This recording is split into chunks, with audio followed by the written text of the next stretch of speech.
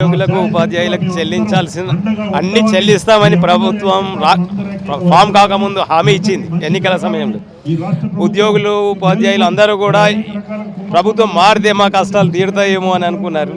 కానీ వచ్చిన నుంచి వాళ్ళకంటే ఇంకా ఎక్కువనే ఉన్నారు, కానీ తక్కువ ఏం లేదు. కాబట్టి పరిస్థితి ఆత్మహత్యల దాకా లేకుంటే ఆరోగ్యాలతో చనిపోయే పరిస్థితులు 45 పైన చనిపోయినంటే చాలా శోచనీయమైన విషయం.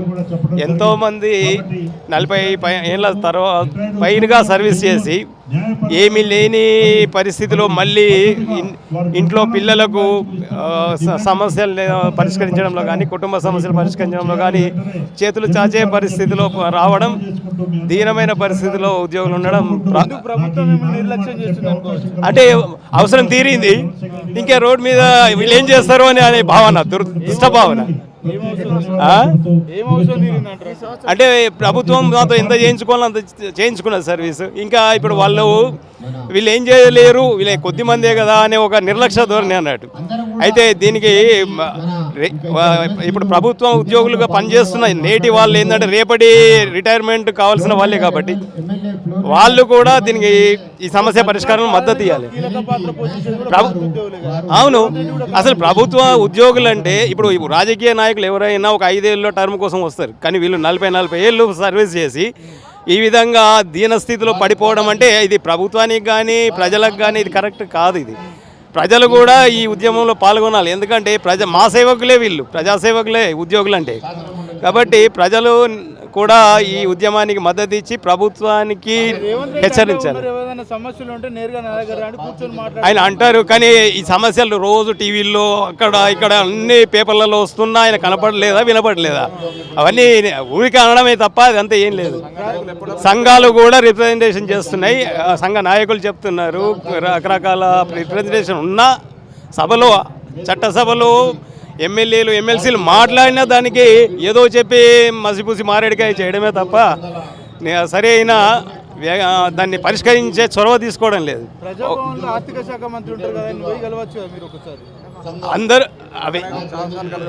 అందరూ మన నాయకులు కలుస్తూ ఉన్నారు, చేస్తాము అని దాట వేయడమే తప్ప అది ముందుకు పోవట్లేదు. వాళ్ళు వేరే వేరే ఖర్చులు అన్నీ చేస్తలేరా? కానీ ఇక్కడ అవసరం ఏది? 40 ఏళ్ళు సర్వీస్. అవును, డబ్బులు లేకుండా ఇవన్నీ ఖర్చులు ఎట్లా అవుతున్నాయి? ప్రభుత్వానికి రోజు కొన్ని కోట్ల రూపాయల ఖర్చులు కావాలి.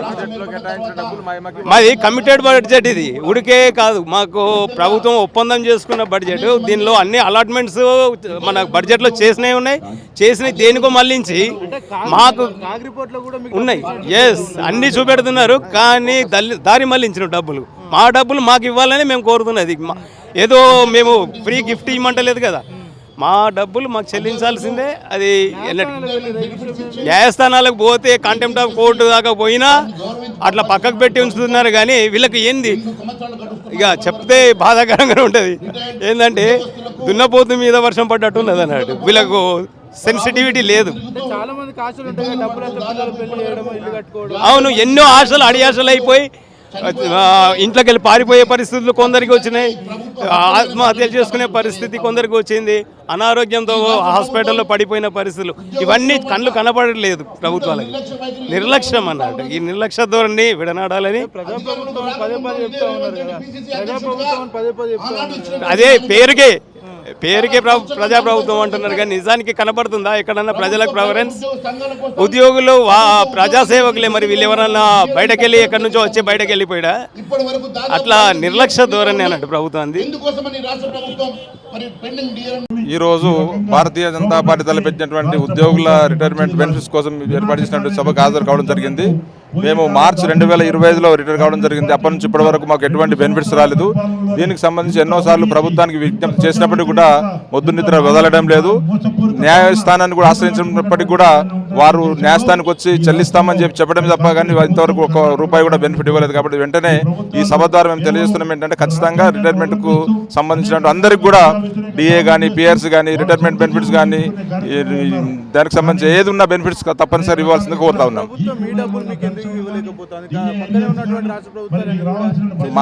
మేము దాచుకున్న డబ్బులన్నీ కూడా వేరే పథకాలకు మళ్లిస్తున్నట్టుగా మాకు అనుమానం వస్తుంది. కాబట్టి వెంటనే మా డబ్బులు మాకు ఇవ్వాల్సిందిగా మేము కోరుతా ఉన్నాం. ప్రభుత్వం దగ్గర ఖజానా లేదనుకోవచ్చు. రేవంత్ రెడ్డి కూడా కామెంట్ చేసి ఖజానా లేదని స్వయాన ముఖ్యమంత్రి గారు ప్రకటించడం చేస్తున్నారు. మరి మిగతా ఏదైనా అడ్జస్ట్మెంట్స్ కూడా అవన్నీ వాళ్ళే చూసుకోవాల్సిన అవసరం ఉంది. కానీ మాకు సంబంధించిన అమౌంట్ మాత్రం మాకు తప్పనిసరి ఇవ్వాల్సిందే. అంటే ఈ మధ్య కాలంలో ఫుట్బాల్ గేమ్లు పెట్టడం, అందాల పోటీలు పెట్టడం, మూసినది డబ్బులు ఖర్చు పెట్టడం, ఇవన్నీ కూడా విమర్శిస్తారు. సరే, అవన్నీ కూడా రాష్ట్ర ప్రభుత్వం చేపట్టిన కార్యక్రమాలు, దాన్ని మేము విమర్శించడం లేదు. కానీ మేము దాచుకున్న డబ్బులు మాత్రం తప్పనిసరి మాకు ఇవ్వాల్సిందే మేము కోరుతా ఉన్నాం.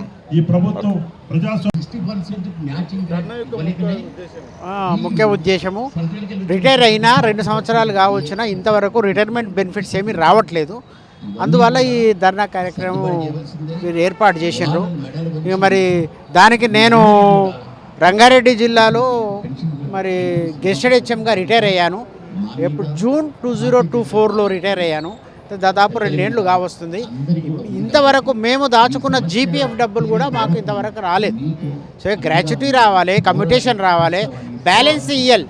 మా సెలవులు అమ్ముకోవడానికి కూడా వీలు లేకుండా ఇంతవరకు ఒక నయా పైసా రాలేదు. దాదాపు 2 ఏళ్ళ నుంచి ప్రభుత్వం దగ్గర డబ్బులు లేదని చెప్తాం. ప్రభుత్వం దగ్గర డబ్బులు లేవు అంటున్నాం కనుక మేము నిస్సహాయ స్థితి, మేమేం చేయలేము వాళ్ళను. నేను కోర్టుకు వెళ్ళాను. తర్వాత మరి ఫైనాన్స్ సెక్రటరీకి రిప్రజెంటేషన్ ఇచ్చాను.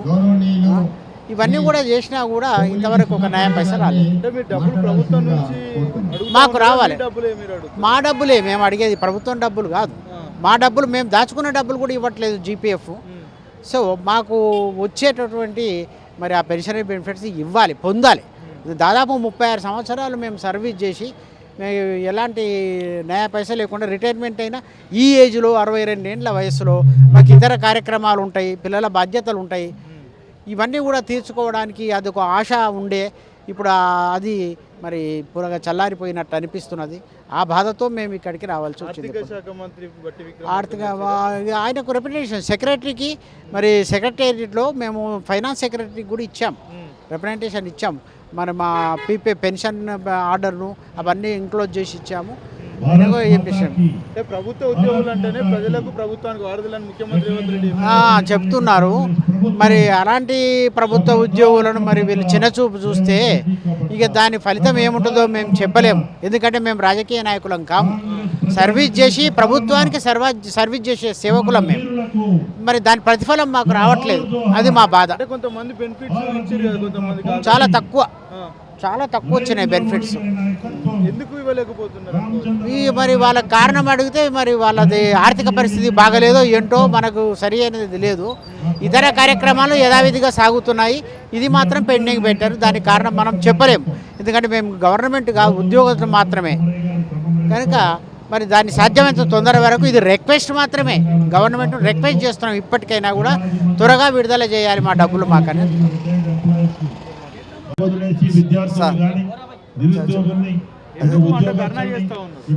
మేము రిటైర్డ్ అయ్యి సుమారు సంవత్సరం కాలం అవుతుంది. మేము చాలా ఆర్థిక ఇబ్బందుల్లో ఉన్నాం. అయితే మరి మా పిల్లల పెళ్ళిళ్ళు చేయడం కానీ లేకపోతే ఈఎంఐ కట్టలేక నానా ఇబ్బందులు పడుతూ ఉన్నాం.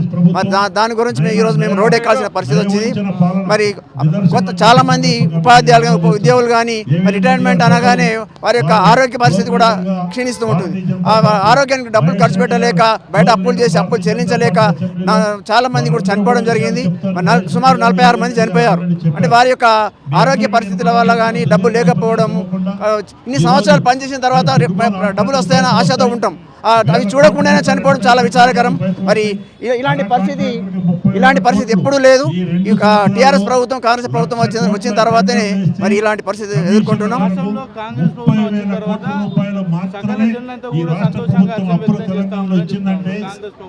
సకల జన సంతోషం ఉండరే. మన ఉద్యోగులకు మాత్రం ఎలాంటి ఉపయోగం లేదు. మరి పిఆర్సీ ఇస్తామని పిఆర్సీ కూడా ఇవ్వడం లేదు. ఎన్నికలు హామీ ఇచ్చింది, మేము రాగానే పిఆర్సీ ఇస్తాం, డిఏలు ఇస్తాం, పెండింగ్ డిఏలు అవి ఏవి కూడా ఇవ్వడం లేదు. మరి మమ్మల్ని అది బిచ్చమిచ్చినట్టుగా అప్పుడోటి ఇప్పుడోటి ఇస్తూ 30 వాయిదాలు ఒక డిఏను 30 వాయిదాల రూపంలో చెల్లిస్తున్నారు. మరి మాకు మా యొక్క ఆర్థిక ప్రయోజనాలు రిటైర్మెంట్ మాకు ఏ వస్తున్నాయో తెలుస్తాయి, ఏ పోతున్నాయో కూడా తెలుసు. ఎవరికి కొంతమంది రిటైర్ అయిన వాళ్ళకు కూడా ఇస్తుండే కదా ప్రభుత్వం. ఇవ్వలేదు, ఎవరికి ఇవ్వలేదు. కోర్టు ద్వారా కొంతమందికి వచ్చినాయి, ప్రభుత్వం అయితే ఎవరికి ఇవ్వలేదు.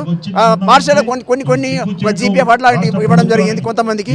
అది ఏ విధంగా సరిపోవు అవి. మరి కొంత కోర్టుకు వెళ్ళడం జరిగింది, కోర్టుకు వెళ్ళడం దాని వల్ల డబ్బు వృధా అవుతున్నది. ప్రభుత్వం వెంటనే మా యొక్క ప్రయోజనం చెల్లించాలని డిమాండ్ చేస్తూ ఉన్నాం.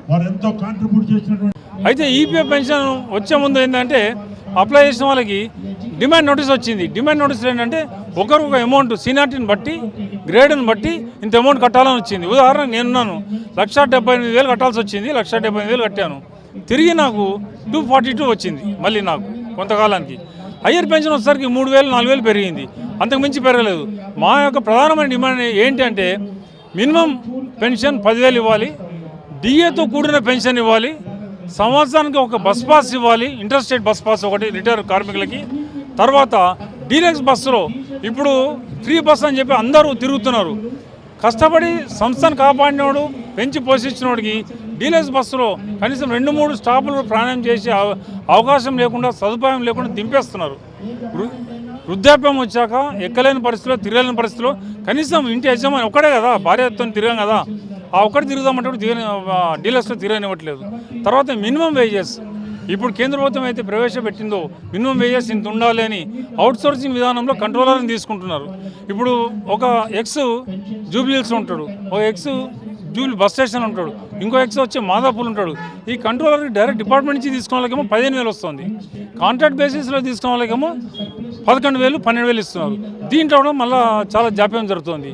ఇది ఇట్లుండగా ఈ ట్రావెలింగ్ ఐడెంటిటీ కార్డులు ఇచ్చారు మాకు. గతంలో ఈ కార్డు ఇచ్చినప్పుడు 250 రూపీస్ తీసుకున్నారండి ఒక్కడికి. అంటే నేను నా భార్య తీసుకుంటే 500 రూపాయలు కట్టాలి. ఇది యాక్చువల్గా బయట 50 రూపాయలు చేస్తున్నారు సిఎస్సి సెంటర్లలో, కామన్ సర్వీస్ సెంటర్లో. కానీ యాక్సెస్ ఇవ్వాలి డిపార్ట్మెంట్. ఈ మధ్యకాలం సజ్జనార్ గారు వచ్చాక ఏం చేశారు, ఈ ఊరికి మీరు రెన్యువల్ చేసుకోవాల్సి వస్తుంది, లైఫ్ టైం కార్డు ఇస్తున్నా అని చెప్పి లైఫ్ టైం కార్డు ఇచ్చాడు. లైఫ్ టైం మళ్ళీ 250 రూపీస్ తీసుకుంటున్నారు. అంటే నాకు నా భార్యకి 500 రూపాయలు కట్టాల్సి వస్తుంది. ఒక ఎక్స్ ఎంప్లాయీగా 500 కట్టి ఏ మాత్రం దోచుకుంటున్నారో, దోపిడీకి గురవుతున్నామో మీరు ఆలోచించండి. అంటే ఒక పర్సను భార్యాభర్తలు ఐడి కార్డు తీసుకుంటే 500 కడుతున్నట్టే కొన్ని వేల మంది కార్మికులు ఉన్నారు ఇట్లా.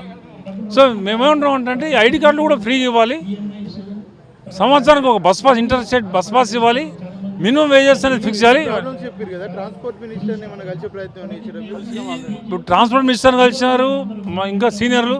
తర్వాత ఎండీని కలిసి వినతి పత్రం ఇచ్చారు, ఈడీని కలిసి వినతి పత్రం ఇచ్చారు, డిప్యూటీ పర్సనల్ మేనేజర్ సిపిఎం అంటాం, చీఫ్ పర్సనల్ మేనేజర్, వాళ్ళు ఇవ్వడం జరిగింది. ఎవరి దగ్గర వాళ్ళు ఏమంటారు, గవర్నమెంట్ ఇస్తే తప్ప ఏం చేయలేమంటున్నారు. గవర్నమెంట్ మీద మాకు ఎట్టి పరిస్థితుల్లో నమ్మకం అనేది కోల్పోయాం. ప్రజాప్రభుత్వమే కరెక్టే కాదని కాదు, రిటైర్డ్ ఎంప్లాయీస్కి ఇవ్వడానికి డబ్బు లేక వాళ్ళ రిటైర్మెంట్ ఏజ్ని పెంచుతూ పోతున్నారే తప్ప 58కి రిటైర్మెంట్ చేయాలి. ఇంకో ఉదాహరణ చెప్తా మీకు. ఇప్పుడు ఎవరైతే ప్రజెంట్ ఆర్టీసీలో పనిచేస్తున్నారో 58 ఇయర్స్ దాటిన వాళ్ళు ఎవరైతే పనిచేస్తున్నారో, ఇప్పుడు ఎగ్జాంపుల్ ఇతను ఉన్నాడు అనుకోండి 59 ఇయర్స్, 58కి యాజ్ పర్ గవర్నమెంట్ రూల్ ప్రకారం అయిపోయినట్టు సర్వీసు. ఈ 58 దాటి 59లో ఉన్నాడు కదా, ఈయనకి పెన్షన్ వస్తుంది, ఇక్కడ జీతం వస్తుంది. నిజమైన కార్మికుడికి రిటైర్ అయినోడికి పెన్షన్ రావట్లేదు, ఎంప్లాయీకి మటుకు డబల్ వస్తుంది అన్నమాట, పెన్షన్ ప్లస్ శాలరీ వస్తుంది. హ్యాపీ ఎంజాయ్ చేస్తున్నారు. మా సమస్యలు వాళ్ళు పట్టించుకోవట్లేదు. సో ఇటువంటి సమస్యల్ని ప్రభుత్వం మీద ఎట్టి పరిస్థితుల్లో నమ్మకం లేదండి. కనుక ప్రభుత్వం ఇప్పటికైనా ఇక్కడ రావడానికి కూడా కారణం ఏంటంటే పెద్ద ఎత్తున బీజేపీ ఈ విశ్రాంతి ఉద్యోగస్తుల దీక్షా కార్యక్రమం పెట్టింది కనుక మేము పాల్గొని పెద్ద సంఖ్యలో మేము కూడా చెప్పుకుంటే మీ మీడియా స్పందిస్తూ పై అధికారుల దృష్టికి కానీ గవర్నమెంట్ దృష్టికి తీసుకెళ్తున్న ఉద్దేశంతో మా సమస్యలు చెప్పుకోవడం ఇక్కడికి వచ్చాం. సో మీ మీడియా ద్వారా కూడా ముఖ్యమంత్రికి చేరేటట్టు చేసి మాకు త్వరలో ఇప్పించినట్టయితే మేము హ్యాపీగా ఉంటాము. మీకు మమ్మల్ని ఇంటర్వ్యూ ఇస్తున్నందుకు ధన్యవాదాలు. మీకు మా డబ్బులు మాకు ఇస్తే ఏ ప్రాబ్లం లేదు, సకాలంలో మొత్తం డబ్బు ఏకమొత్తంగా ఇవ్వాలి, ఏకమొత్తంగా డబ్బులు ఇవ్వాలి ఇచ్చేస్తాం. మా దగ్గర ఇప్పుడు 20 లక్షల దాకా ఉంది. సామాన్య డ్రైవర్ నుంచి స్టార్ట్ చేస్తే ఐఆర్ ఆఫీసర్ దాకా అయితే 1 కోటి రూపాయలు దాకా ఉంటుంది. ఎంబడే ఇస్తే మా పిల్లల పెళ్లిళ్ళు చేసుకుంటాము, ఇల్లు కట్టుకుంటాము, అనారోగ్యంగా ఉంటే హాస్పిటల్ పోతాము. మా గాంధీ హాస్పిటల్ అట్లా అందులో పోతే మాకు మంచిగా చేయట్లేదు. ఎల్వి ప్రసాద్ ఉంటే పోతే లక్షల్లో అవుతున్నది. అక్కడ ట్రీట్మెంట్ వేరే ఉంటుంది, గాంధీ హాస్పిటల్లో ట్రీట్మెంట్ వేరే ఉంటుంది, తార్నాక హాస్పిటల్లో ట్రీట్మెంట్ ఉంటుంది. ఎట్లా డబ్బులు పెడితే అట్లా ట్రీట్మెంట్ అవుతుంది. వాళ్ళకు తక్కువ ట్రీట్మెంట్కి తక్కువ పనికరము చేపిస్తున్నారు. ఇప్పుడు లెన్స్ పెట్టుకోవాలంటే తక్కువ ధర ఇస్తున్నారు, ఎక్కువ కావాలంటే లక్షలు పెట్టాల్సి వస్తుంది. దానివల్ల మాకు డబ్బులు మాకు ఇస్తే మేము ఆరోగ్యం ఉంటుంది ఇవ్వట్లేదు. క్యాష్ ఇవ్వట్లేరు. హెల్త్ కార్డు ఇస్తలేరు. ఆర్టీసీ కార్డులు ఆర్టీసీలోనేమో 4 లక్షల మట్టుకే పెట్టారు. ఇక్కడ బయటనేమో 10 లక్షలు 15 లక్షలు అవుతుంది. అక్కడ పోతే మేము ఈ హాస్పిటల్కి రాయము, ఆ హాస్పిటల్కి రాయము, మేము చెప్పిన హాస్పిటల్కే వాళ్ళు. అక్కడ ట్రీట్మెంట్ బాగుండదు. ఉదాహరణ ఎల్వి ప్రసాద్ బాగుంటుంది, ఇక్కడ సుజాత హాస్పిటల్ అని ఆఫీస్ ఉంటుంది. అక్కడ రాస్తా అంటే అక్కడ వీళ్ళకు నచ్చదు. అప్పుడు మళ్ళీ డబల్ పైసలు పెట్టుకోవాలి. ఇప్పుడు 1 లక్ష పోయేది 4 లక్షలు అవుతుంది ఖర్చు. అదేందో వీళ్ళే చేసుకొని వీళ్ళే ఎల్వి ప్రసాద్ రాస్తే బాగుంటుందని మేము కోరుతున్నాం. ఏ ప్రభుత్వమైనా ఫస్ట్ డబ్బులు లేవనే చెప్తాం. ఉన్నదని ఎవరు ఏ ప్రభుత్వం చెప్పారు. ఉంటాయి ఉండండి. వీళ్ళంతా ఎట్లా జీతాలు తీసుకుంటారు, వాళ్ళందరూ ఎట్లా పనిచేస్తున్నారు. డబ్బు లేని ప్రభుత్వం కోట్లాది రూపాయలు ఎలా పెట్టారండి? మొన్న సమ్మక సారక జాతరలో కూడా కోట్లాది రూపాయలు పెట్టి క్యాబినెట్ మీటింగ్ ఎట్లా నిర్వహించాడు? ఇక్కడ మనకి లేదా, మనం పెట్టడానికి ఇక్కడ వీలు లేదా? ఇంత సదుపాయాలు ఉన్నా కూడా అక్కడ పోయి కొన్ని కోట్లాది రూపాయలు అక్కడ పెట్టడం జరిగింది. అట్లే మెస్సీ వచ్చినప్పుడు కూడా మరి అలాగే ఒక కేసీఆర్ మనవని తిట్టినప్పుడు ఏంటండి? అవునండి, పెట్టుబడులకు దావూసిపోతావు. మెస్సీ వచ్చినప్పుడు కోట్లాది రూపాయలు వెచ్చిస్తున్నావు.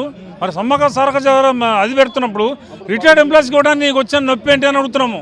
అయ్యా రేవంత్ రెడ్డి గారు, మాకు రావాల్సిన డబ్బు ఇవ్వాల్సిన డబ్బులు తక్షణమే ఇవ్వాలని చెప్పి డిమాండ్ చేస్తాము. లేదా రానున్న రోజుల్లో ఈ జిహెచ్ఎంసీ ఎన్నికల్లో మా ప్రతాపం చూపెడతామని చెప్పేసి సవాల్ విసురుతున్నాం మేము.